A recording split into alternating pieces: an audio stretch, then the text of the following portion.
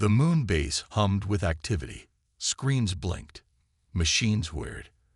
And Dr. Hae Kim sat alone in the dark, listening to the stars. It was 2157, and humans had spread to Mars and Europa. They had built cities under the ocean and stations in orbit. But in all that time, they had never found anyone else out there. No voices, no signals, nothing to prove they weren't alone. Until tonight, Newell pushed her long black hair behind her ears and leaned closer to her screen. The signal came again. 3 pulses, then 2, then 5. It was the same pattern she had caught yesterday and the day before. "This is not random," she whispered to herself.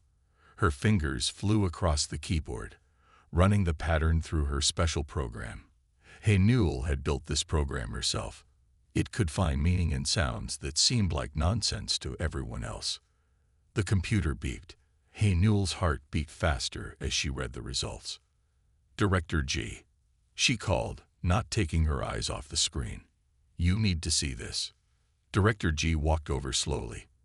He was an old man who had worked at the Deep Space Communication Array for 30 years. He had seen many false alarms. "What is it, Dr. Kim?" he asked, his voice tired. "The signal from Ta City. It's not natural. Look at these patterns." Newell pointed to the screen. "Natural signals don't repeat like this. This has structure. This is language." Director G's eyes widened as he looked at her data. "Are you certain?" "Yes. My algorithm found a pattern that follows mathematical rules. Stars don't talk in math, but intelligent beings might." Director G stood up straight, suddenly looking 10 years younger. "I'll call the Korean Unified Republic government right away, and the United Earth Council." Within hours, the quiet moon base was filled with people. Scientists rushed in from Earth. Government officials made video calls. Military leaders asked hard questions. Through it all, Newell sat at her station, listening to the signal grow stronger. The pattern was changing now, becoming more complex. It was as if whoever was sending it knew they had been heard. "Dr. Kim," said a tall woman in a crisp blue uniform. "I'm General Lee. The Council has put together a first contact response team. We want you to lead the communication efforts." Newell looked up, surprised. "Me? But there are more senior experts." "None with your skills in language analysis," General Lee cut in. "Your work on pattern recognition algorithms is years ahead of anyone else.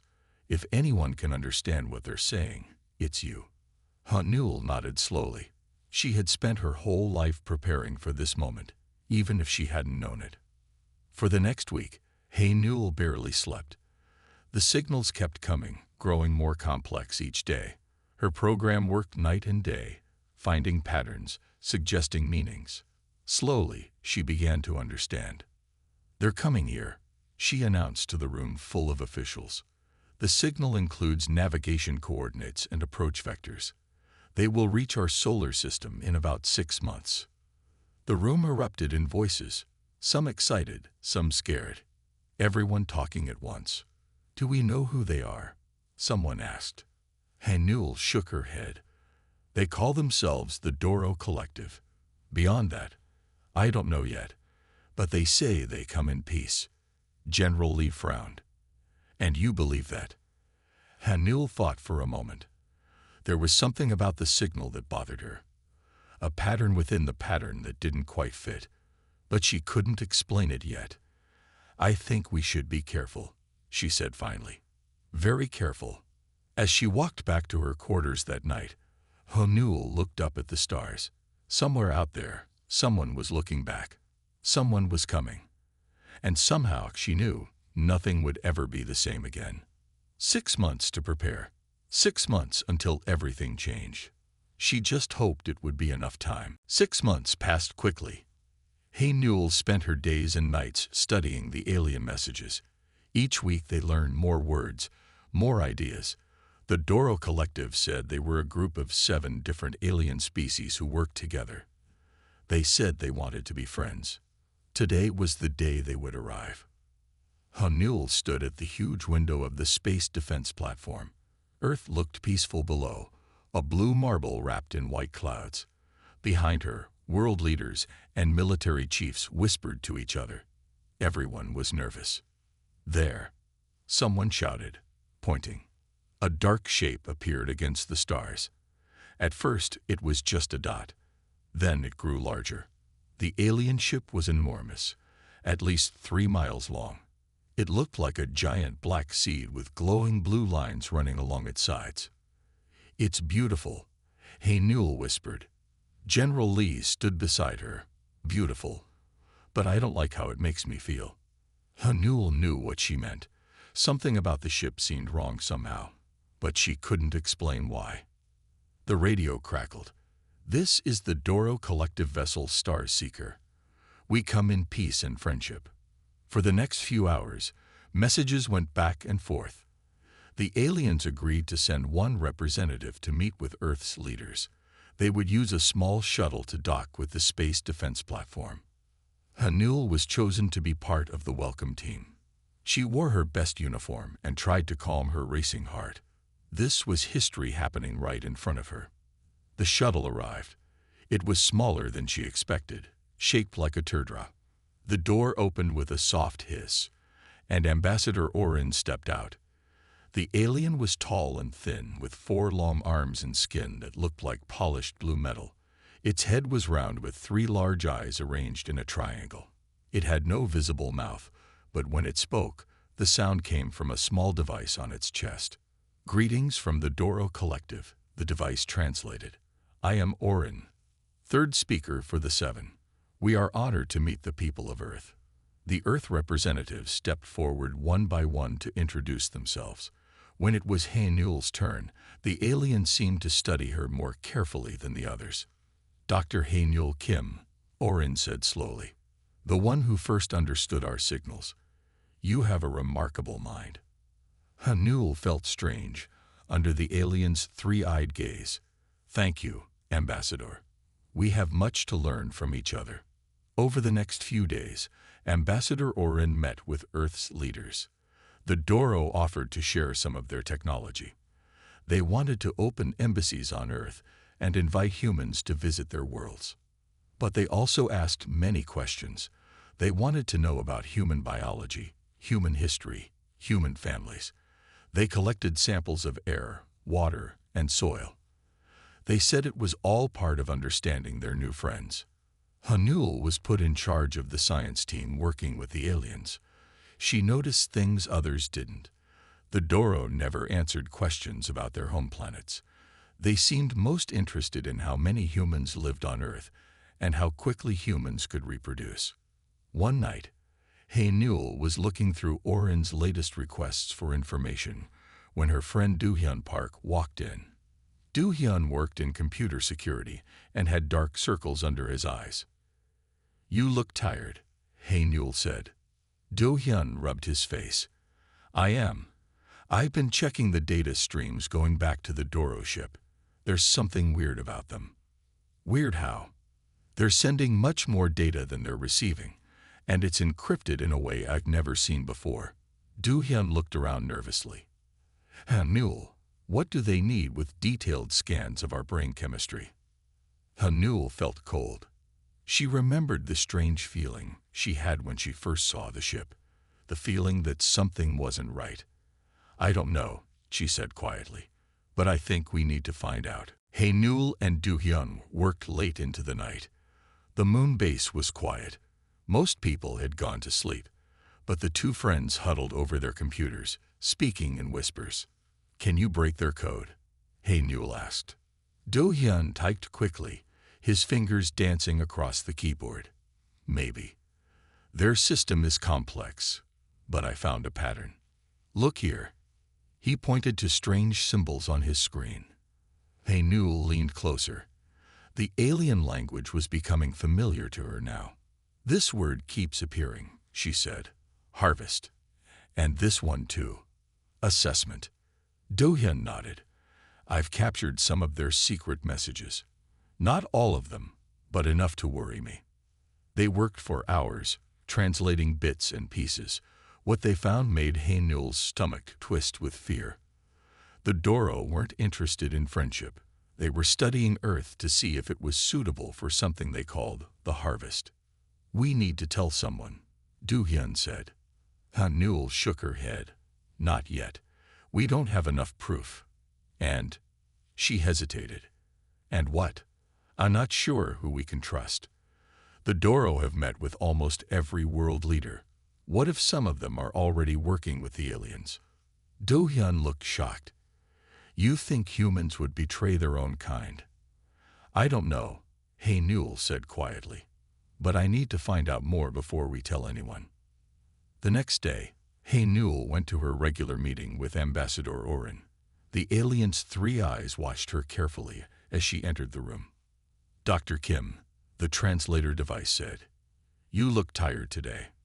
Haynul forced a smile. "I was up late working on our translation program. Your dedication is admirable." Oren's metal-like skin gleamed under the lights. "Today I would like to discuss human medical practices." For an hour, Haynul answered questions about hospitals, vaccines, and human immune systems. She tried to sound normal while her heart raced. Did Oren suspect what she had discovered? After the meeting, Haynul went to the base's old library. She began researching star systems the Doro had mentioned visiting before. Most information was just tourist talk, beautiful sights, friendly people. But Haynul dug deeper. She found old news reports about a planet called Nirix. The Doro had visited there 20 years ago. At first, things went well. Then communications stopped. When other travelers finally checked, they found no one. The entire population was gone. Haynul found similar stories about 3 other worlds. Always the same pattern. The Doro arrived as friends. Then everyone disappeared. "They're not tourists or traders," Haynul whispered to herself. "They're hunters." That night, she met Do-hyun in a storage room far from the main computers. They couldn't risk being monitored. "I found more pieces of their messages," Do-hyun said. "They're testing something on humans who work closely with them. Some kind of chemical that affects the brain." "That matches what I found about other planets they visited," Haynul said. "We need to warn everyone." "I've prepared a report with all our evidence," Do-hyun said. "We can take it to Secretary General Choi tomorrow. He's the highest authority in the United Nations." Haynul nodded. Soo-bin Choi was known for his honesty. If anyone would listen, he would. As they left the storage room, a shadow moved in the hallway. Haynul froze. Had someone been listening? "We need to be careful," she whispered to Do-hyun. "Meet me at the shuttle bay tomorrow morning. Bring the report and anything else you find. Don't tell anyone where you're going." That night, Haynul couldn't sleep. She stared at the ceiling, thinking about the Doro and their harvest. What did they want from Earth? And why did Ambassador Oren always look at her so strangely, as if he knew something about her that she didn't? Tomorrow they would find answers. She just hoped it wouldn't be too late. Haynul waited at the shuttle bay the next morning. Her small bag held only the most important things: her computer, some clothes, and the evidence she had collected. The shuttle to Earth would leave in 20 minutes, but Do-hyun hadn't arrived yet. She checked her watch again. This wasn't like him. Do-hyun was always on time. Her phone beeped with a message. "Don't go to the meeting. Choi is one of them. Meet me at Old Mining Tunnel B7. Come alone. Delete this."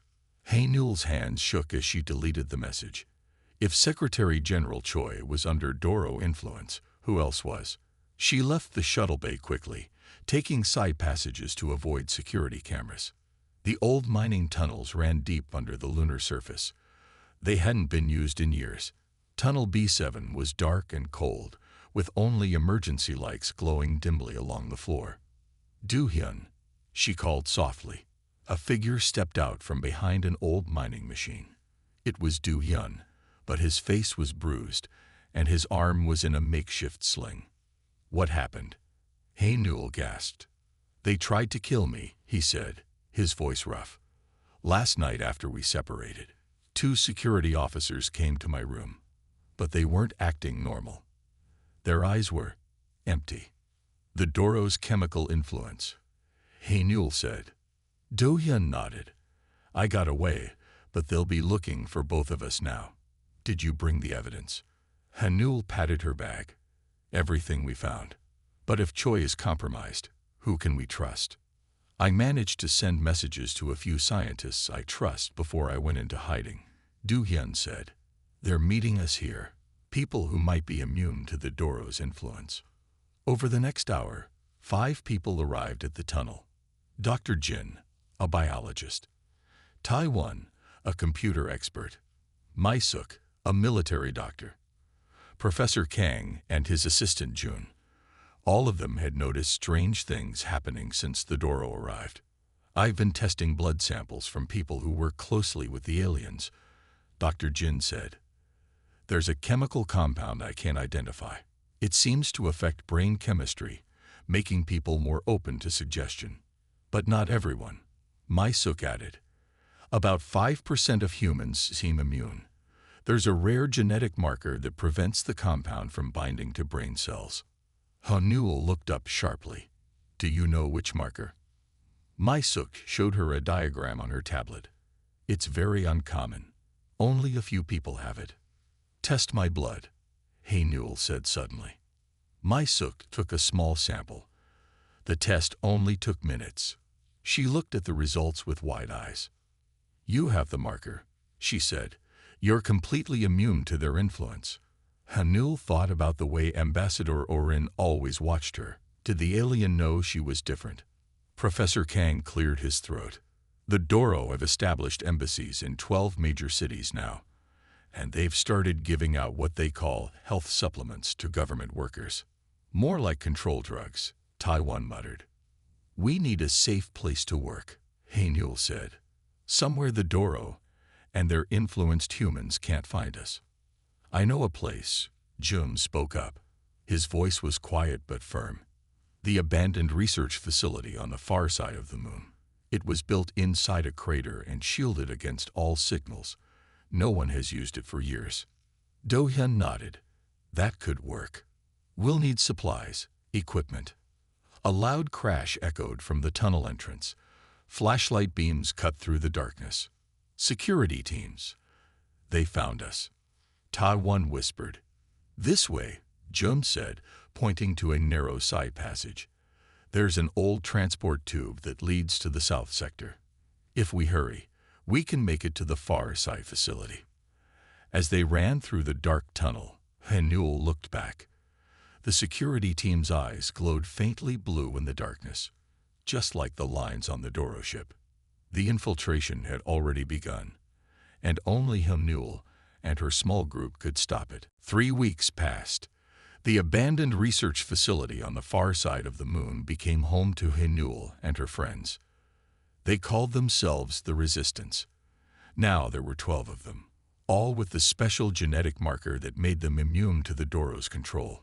The facility was old but still worked. Solar panels gave them power. Recycling systems provided water. And best of all, thick moon rock kept their activities hidden from the Doro. Haenul stood in the main lab, looking at blood samples through a microscope. She had been studying the Doro's control compound day and night. Any progress? Do-hyun asked, bringing her a cup of coffee. Haenul rubbed her tired eyes. Some. The compound binds to brain receptors and makes people believe whatever the Doro tell them. But our genetic marker produces a protein that blocks it. Can we use that to help others? I'm trying to create a treatment based on our protein, Haenul said. But it's not easy. Maisuk entered the lab with her tablet. You need to see this, she said, her voice tight with worry. She played a news video from Earth. On the screen, Ambassador Orin stood next to world leaders. All the humans had the same blank look in their eyes. Orin was announcing a new health program. All humans would receive special Doro supplements for their protection. It's happening faster than we thought, Do-hyun whispered. They're going to control everyone. Jun rushed into the lab. More bad news. Our satellite images show Doro ships positioning around Earth. 20 large vessels at key points. They're preparing for the harvest, Haynul said. Whatever that is. Professor Kang looked up from his computer. I've been analyzing star charts and Doro travel patterns. Every planet they've visited has lost its entire population within one Earth year of first contact. The room fell silent. Earth had met the Doro 5 months ago. Time was running out. That night, Haynul couldn't sleep. She went to the lab and looked again at her blood samples. Something about her genetic marker bothered her. It was too perfect, too exactly matched to block the Doro compound. On a hunch, she ran a new test, comparing her DNA to the small sample of Doro genetic material they had managed to collect. The computer worked for hours. When the results appeared on screen, Haynul gasped. There was a match. A small sequence in her DNA matched the Doro pattern. That's impossible, she whispered.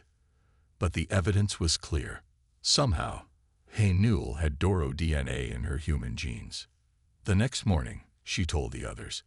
They were shocked but didn't reject her. This could be why you're so good at understanding their language, Ta-1 said. Part of you recognizes it.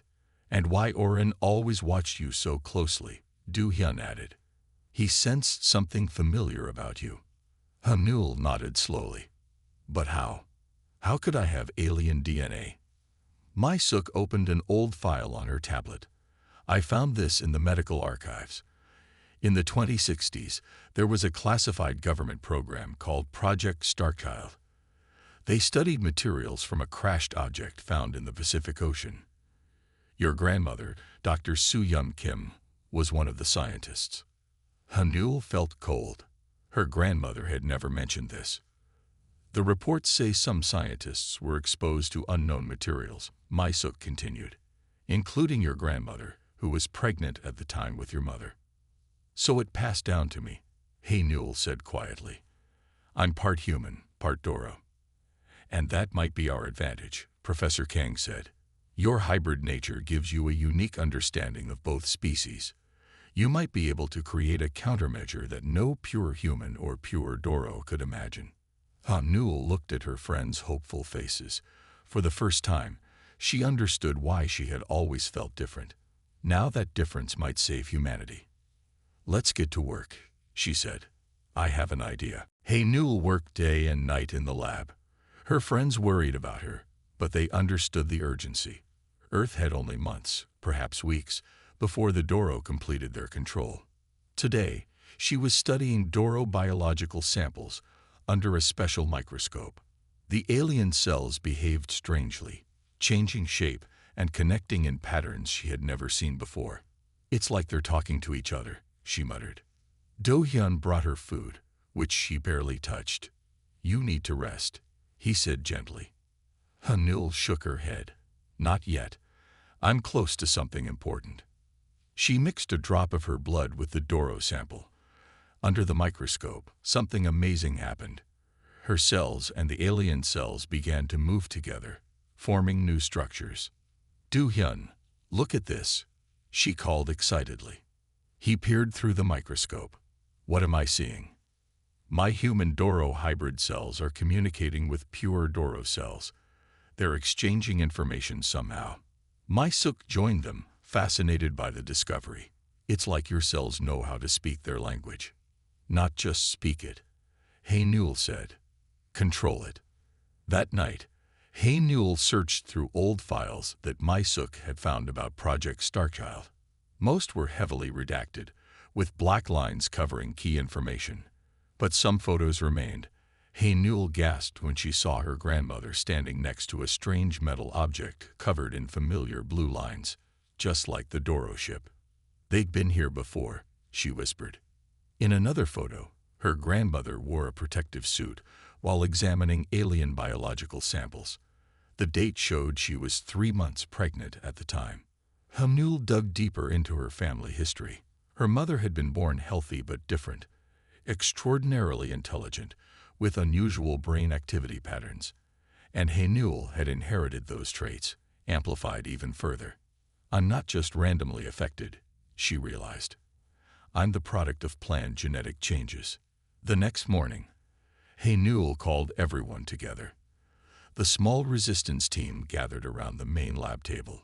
I found something important, she said, showing them her research. My grandmother was exposed to dorobiological material while pregnant. It changed my mother's DNA, and mine too. I have access to dorobiological knowledge that's literally written in my genes. Professor Kang looked amazed. So you're saying you can understand dorobiology instinctively? Yes, and more than that. I think I can control it. Newell showed them how her blood cells interacted with Doro samples. My hybrid cells can command pure Doro cells. They recognize me as one of their own, but also follow my human intentions. Can we use this to stop their control compound? Ta-1 asked. I think so, Newell said. I'm developing a counter compound based on proteins my body naturally produces. It could break the Doro's control over humans who have already been affected. June, who had been monitoring Earth communications, spoke up. We need to hurry. The Doro health supplements are now mandatory worldwide, and their ships have started landing large equipment at key locations. What kind of equipment? Do-hyun asked. Unknown, but our satellite images show they look like large harvesting machines. Jung's voice was grim. Newell felt a chill. The harvest was beginning. I need 3 more days to complete the counter compound, she said. Then we need a way to distribute it widely. Captain Jae-ho Kang, one of the military officers who had joined the resistance, spoke up. Earth's water treatment facilities. If we can get your compound into the main systems, it would reach billions of people quickly. That means going back to Earth, My-suk said worriedly. Right into Doro territory. Newell looked at the small team around her. These brave people were the last free humans she knew of. What she was asking them to do was incredibly dangerous. I can't order anyone to come with me, she said quietly. But I have to try. Do-hyun put his hand over hers. You're not going alone. One by one, the others nodded. They would fight together. Newell felt a strange sensation in her blood, as if her Doro cells were awakening to a new purpose. Something was changing inside her. She just hoped it would be enough to save humanity. The small shuttle flew silently toward Earth. Newell looked out the window at the blue planet below. It looked peaceful from space, but she knew better. The Doro were everywhere now. Landing in 5 minutes, Captain Jae-ho said from the pilot's seat. Remember, we need to appear normal. Keep your faces blank, like the controlled humans.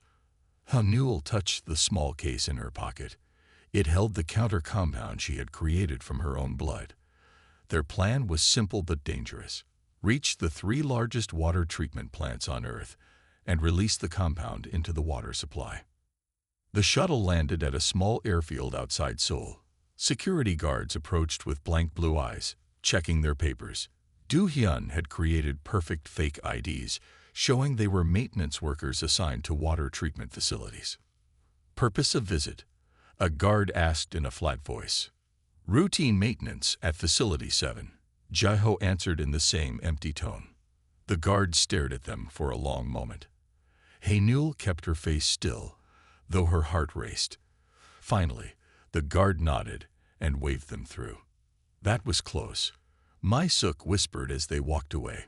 They split into 3 teams. Do-hyun and Ta-1 headed to the facility in North America. My-suk and Professor Kang to Europe.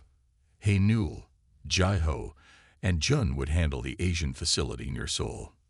Remember, Newell said before they separated, the compound needs to go into the main filtration tank.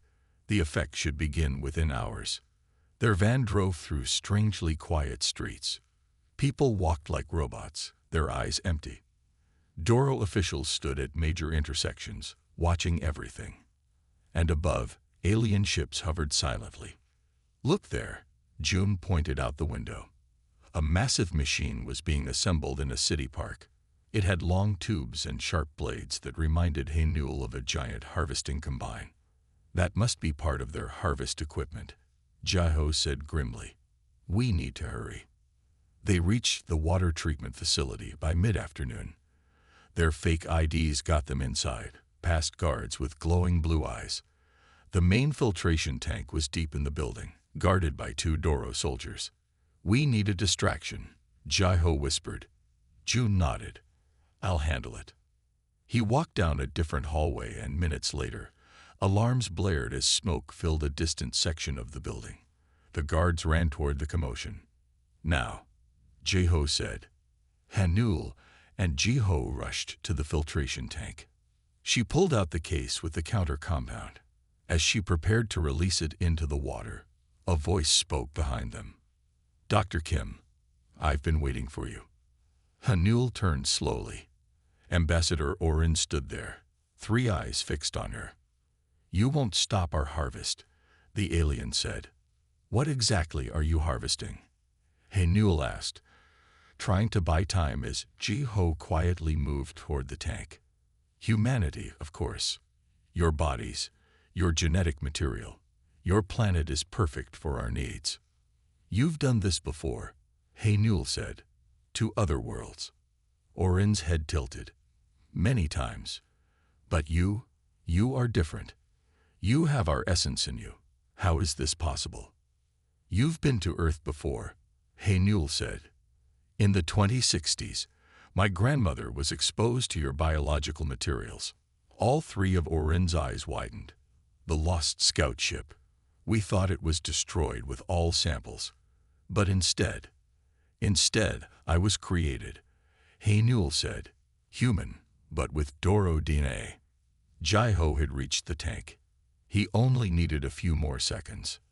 "You are a mistake," Orin said, moving closer. "But an interesting one.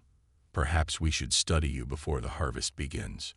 Hanul felt something strange happening to her body. Her skin tingled, her vision sharpened. The Doro DNA in her was responding to Orin's presence, awakening new abilities. "I am not your experiment," she said, her voice stronger than before. "And humanity is not your harvest." As Orin reached for her, Hanul felt power surge through her body. She raised her hand, and to her shock, Orin froze in place. "What is happening?" the alien gasped. Behind Orin, Jai-Ho dumped the counter compound into the tank. "Too late," Hanul said. "You should have realized who I really was." Ambassador Orin remained frozen in place, unable to move. Hanul stared at her own hands in wonder. Somehow, her hybrid DNA was allowing her to control the Doro. "We need to leave," Jai-Ho said urgently. "The counter compound is in the water system, but security will be here soon." Hanul nodded. "What about him?" She gestured at Orin. "Bring him. He might be useful." They forced the alien ambassador into their van and drove quickly away from the facility. June had escaped the distraction he created and joined them at the meeting point. As they drove, Hanul's phone beeped with messages from the other teams. "Do-hyun and Taiwan succeeded in North America," she told the others, "and Professor Kang reports success in Europe. The counter compound is now spreading through water systems on 3 continents." In the back of the van, Orin sat silently. His 3 eyes watched Hanul with a mixture of fear and fascination. "Why are you harvesting humans?" Hanul asked him. "It is what we do," Orin replied. "For 10,000 years, the Doro Collective has traveled from world to world. We find suitable species, control them, harvest their bodies and genetic material, then move on." "To what purpose?" Jai-Ho demanded. "Survival. The 7 original Doro species were dying out. Our bodies were failing. We found that by harvesting genetic material from other species, we could renew ourselves." Hanul felt sick. "You're parasites." "We are survivors," Orin corrected. "And we have succeeded for millennia. Until now." He looked at Hanul. "Until you." They drove to an abandoned warehouse where they could monitor news broadcasts. Within hours, reports began coming in of strange behavior across the world. People were waking up, shaking their heads as if clearing a fog. The blue glow faded from their eyes. "It's working," Jun said excitedly. Hanul watched the broadcasts with mixed feelings. Relief that the counter compound was effective, but worry about what would happen next. The Doro ships were still positioned around Earth. The harvesting machines were still being built. "I need to address the world," she said suddenly. "How?" Jiho asked. "Through the emergency broadcast system. Taiwan can hack into it." An hour later, Hanul sat before a camera. Taiwan had successfully connected to the global emergency network. Every screen on Earth would show her message. "People of Earth," Hanul began, her voice steady. "My name is Dr. Hanul Kim. The fog in your minds is lifting because we've created a compound that breaks the Doro control. The aliens you welcomed as friends came to harm us, to harvest us. But we can fight back." She explained about the Doro, their true purpose, and how humanity had been saved at the last moment. Then she revealed her own story. "I am part human, part Doro. My grandmother was exposed to alien material years ago, and it changed our family's DNA. This accident created in me the ability to understand and control the Doro. I am not your enemy. I am still human in my heart and mind, and I will help us defend our world." Across the planet, people listened. Some were angry, some afraid, but most understood the truth in her words. The Doro had nearly destroyed humanity, and Hanul had saved them. On the Doro mothership, the High Command watched Hanul's broadcast with growing alarm. "The hybrid female has ruined everything," one commander said. "Our control is broken." "Worse than that," another replied. "She has revealed a terrible truth. The humans encountered our kind before. The lost scout ship from centuries ago didn't just crash. It was studied. Its material was integrated into their genetic line." "What does this mean?" "It means these humans are not just prey. They are descendants of our own ancient colony, and the hybrid female has awakened something we never expected. A genetic memory that makes them far more dangerous than we imagined." On Earth, Hanul finished her message. "Stand together. The real fight is just beginning." The Doro ships began to move. All across Earth, the massive vessels positioned themselves for attack. People watched the skies in fear as the alien ships glowed with blue energy. "They're preparing to strike," Jiho said, looking at satellite images. "They know they lost control, so they're switching to direct force." Hanul stood quietly, her eyes closed. She could feel something changing inside her. The Doro DNA in her cells was fully awakening now, responding to the crisis. Knowledge flooded her mind, memories that weren't hers, yet somehow were. "I know what to do," she said suddenly, opening her eyes. They drove to a high hill outside the city. From there, they could see 3 Doro ships hovering over Seoul. In the distance, more ships positioned themselves around other major cities. "What are we doing here?" Jun asked. "I need to be in the open air," Hanul explained. "And I need Ambassador Orin." They'd brought the alien from the van. Hanul stood facing him, their eyes locked. "You can't stop the attack," Orin said. "The High Command has ordered the destruction of your major cities. Then they will take what remains of humanity by force." "No," Hanul said simply. "They won't." She placed her hand on Orin's chest, directly over the translator device. But instead of speaking, she closed her eyes and connected her mind to his. The alien gasped as their thoughts merged. Through Orin, Hanul reached out to the Doro network, the mental link that connected all their ships and technology. She could see it now, like a web of blue light spanning the planet. With her human will and Doro abilities, she sent a single command through the network: "Stop." Across Earth, Doro ships froze in place. Their weapons powered down. The harvesting machines fell silent. "Impossible," Orin whispered. "The lost colony," Hanul said, her voice strange and distant. "Earth wasn't just visited by your scout ship. It was seeded by your ancestors thousands of years ago. Humans are part Doro. We've always been connected to you." Through the mental link, Hey Newell spoke directly to the Doro High Command on their mothership. She showed them the truth, their shared DNA, their common ancestry. Humans weren't just another species to harvest. They were distant relatives who had evolved on their own path. You have forgotten your own history, she told them. The original Doro came to Earth not to harvest, but to start anew, to find a different way to live. The knowledge flowed both ways. Hey Newell learned that the Doro had once been a peaceful race before desperation turned them into harvesters. Their bodies were failing, their species dying. They had forgotten their origins in the struggle to survive. There is another way, Hey Newell said. Your genetic problems can be solved not by harvesting other species, but by recombining with your own lost branch, humanity.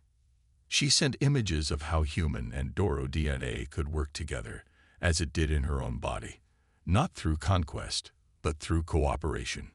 On the mothership, the High Command faced a choice they never expected: continue their attack and risk destruction by this hybrid who controlled their network, or listen to her offer. Slowly, the Doro ships began to retreat from Earth's cities. They moved to high orbit, no longer threatening.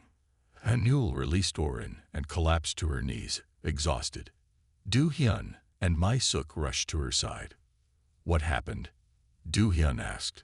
What did you do? I showed them the truth, Hey Newell said, and offered them hope.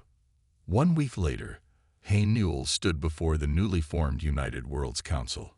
Representatives from every nation gathered to hear her speak about the future, about the treaty she had negotiated with the Doro, who would return not as conquerors but as distant relatives seeking reconciliation.